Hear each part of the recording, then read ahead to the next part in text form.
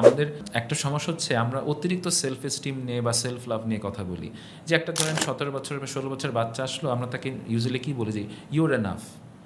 যে your okay what your doing that's not right আপু কারণ ম্যাক্সিমাম 15-16 বছর বাচ্চারা আসলে খুবই ভুল কাজ করতেছে they are not doing right things in life ধরেন আপনি একটা ধরেন এরকম একটা অন্ধকার ঘরে কেউ বসে আছে ডার্ক ঘরে বের হতে পারতেছেন আপনি যদি তাকে বলেন যে বাহ তোমার জীবন তো ভালো থাকতেছে তুমি তো অনেক ভালো না that's a lie you're telling him আপনি তাকে যেটা বলেন যে you're not doing good enough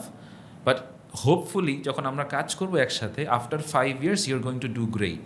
I want you to do great but এখন তুমি রাত 2টায় ঘুমাও 5 ঘন্টা ডিসকর্ডে পড়ে থাকো স্কুলে যাও না তোমার grade see you are not doing good enough for God's sake the possibility যে রেজাল্ট কি আসতে পারে এন্ড মানে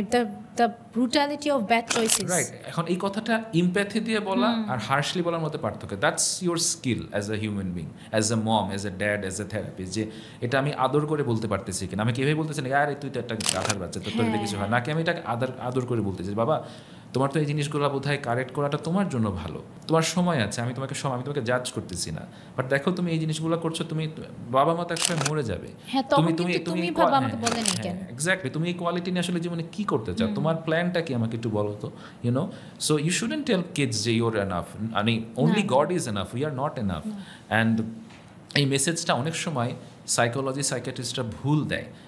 যেই আসুক না কেন বলে যে নিজেকে অ্যাকসেপ্ট করতে না we shouldn't accept our self always আমরা অনেক অনেক ভুল এবং খারাপ কাজ করি যেটার কারণে আমাদের লজ্জা হওয়া উচিত আমাদের অনুশোচনা হওয়া উচিত কারণ লজ্জা অনুশোচনা খুব ট্রান্সফরমেটিভ যেটা যদি আপনি এটা অ্যাপ্রোপ্রিয়েট ডোজে দেন